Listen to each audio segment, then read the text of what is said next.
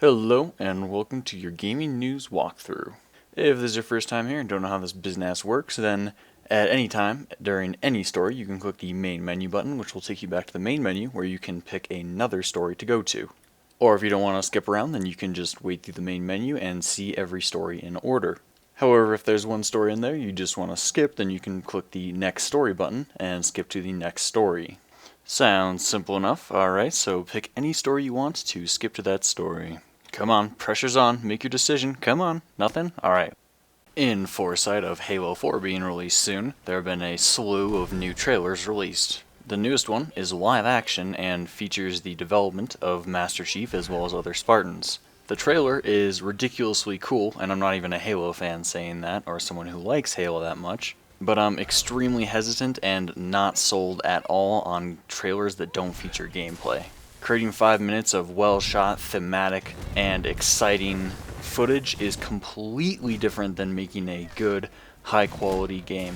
For instance, remember Dead Island? Yeah, that game had amazing trailers, but the gameplay, yeah, I'm pretty sure you remember. Some more information on Halo 4, though, is that it's set on the planet of Requiem, and is a direct sequel and picks off right after Halo 3. There's also a new race called the Prometheans, and some new weapons are featured in different trailers where you can see the guns break apart and float in some sort of magical way. Halo 4 will be released on November 6th and November 8th in Japan.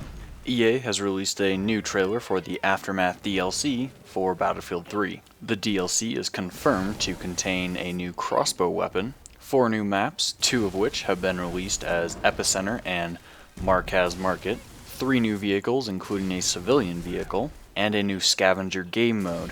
A game mode based on Conquest, but soldiers only start with a pistol and then must search the map for more powerful weapons. The Aftermath DLC will be available for $14.99 and releases for PS3 players on December 11th, 360 and PC players will get it December 18th. If you are a premium member, you will get it a little bit earlier. EA has also announced that they will add a disable color grading option to console commands in Battlefield 3. Battlefield 3 actually has beautiful environments, but for some reason DICE decided to add color grading, which makes it all washed out and hideous looking. Color correction mods have been wildly popular and used by people quite often, but if the cat is let out of the bag that you have one, then your account can be banned. So finally, EA decided to add an in-game option and not ban people for using a color correction.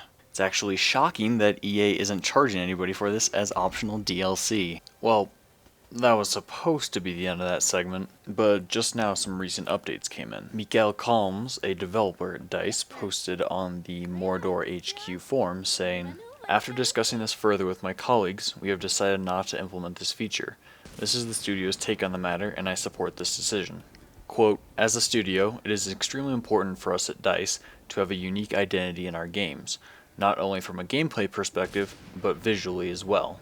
While we appreciate that some players might want a slightly different look to the game, we are proud of the visual identity of Battlefield 3 and do not wish to change it."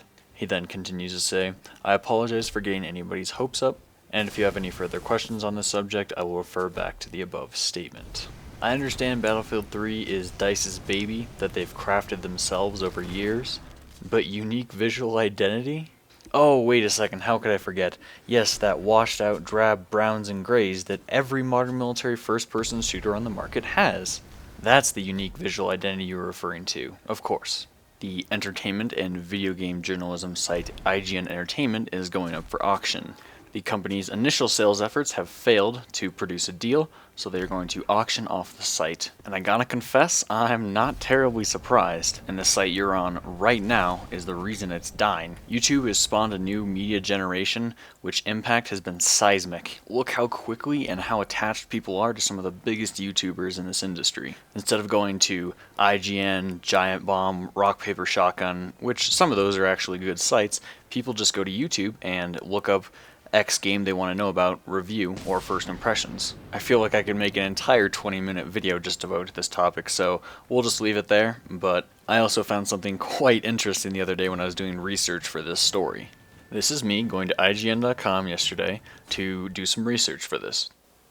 Okay, so let's just go over here and type in IGN.com.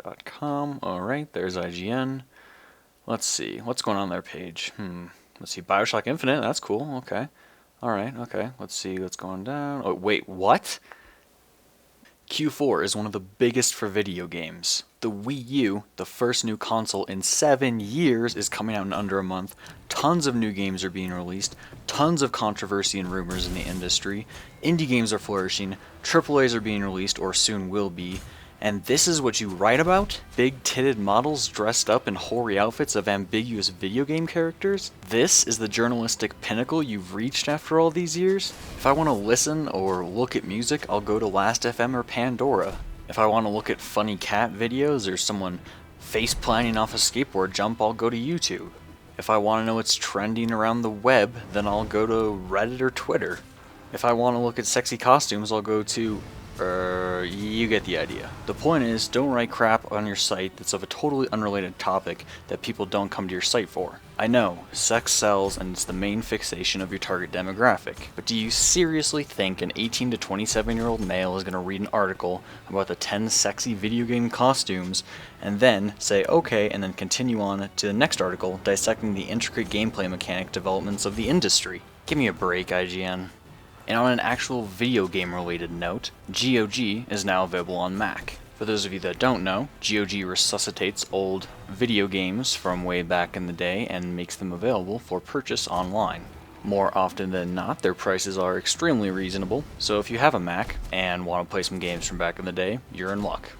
A new trailer for Bioshock Infinite has been released. The trailer is entirely filmed in the in-game engine and looks absolutely gorgeous. And thankfully, there's even some gameplay footage in there. There are people out there that have been breaking that trailer down frame by frame and doing analysis and speculation on what some gameplay elements might be. So if you've been on the edge of your seat and grinding your teeth for some Bioshock goodness, then you might want to take a peek at some of those. Bioshock Infinite is scheduled to be released February 26th of 2013. Planetside 2, the massively multiplayer online futuristic first-person shooter, has been confirmed to be released on November 20th. Planetside 2 looks very, very good, and I'm very excited for it personally, and it'll also be free to play. On top of this release date announcement, it's also been released that there will be 2 new continents. One will be a swampy wasteland, while the other will be a snowy one. Activision has announced that they will make all of Call of Duty Elite services free for Call of Duty Black Ops 2. Some Call of Duty Elite services include player statistics, clan support, zombie statistics, and Call of Duty Elite TV. COD TV is basically just videos developed by Treyarch, developer tips, strategy programming, and custom class overview. If those all sound like things that are standard in a game and given to you free anyway, well, they are. After digging through Skyrim's files, which must have been a laborious task of epic proportions, some text files have turned up which might hint at dragon riding in a DLC. Some conspicuous files named such things as dragon-mounted dual magic or dual staff.txt are raising suspicions about possibly being able to ride a dragon. These text files are in reference to new locations, and these locations just happen to be the same ones as in the Blood Moon expansion of Morrowind. However, it's entirely possible that these are NPC animation files, so take it with a grain of salt. Massively just published an excellent article about their hands-on experience with the Elder Scrolls Online. Okay, hold on a second. There's something very, very important that you understand about the Elder Scrolls Online. The Elder Scrolls Online is being developed by ZeniMax. The people that made the other Elder Scrolls games, Bethesda, are publishing it. What does this mean? The people that are making the Elder Scrolls Online are not the same people that made the other Elder Scrolls games. Now that we're clear on that, you can go check out the article yourself on Massively's site, link in the description as always. It is way too much and too detailed to go into here. I do have an extremely strong opinion on the Elder Scrolls Online, but I think that's for another day. Last, but certainly not least, some notable games that have come out recently. Mark of the Ninja is a 2D action-adventure stealth game, which is only $14.99 on Steam, and Ravaged, a post-apocalyptic action shooter with many vehicle elements in it, came out and is $24.99 on Steam. Well folks, that about does it for the news. If you found this video entertaining, informative, or just killed a couple minutes, I'd really appreciate your like and favorite. If not, then leave me a comment below letting me know why. You can also click right there to subscribe and never miss another video, and stay up to date on all the latest gaming news and first impressions. This has been Homunculus Gaming. As always, thank you for watching, and I hope you have an excellent day.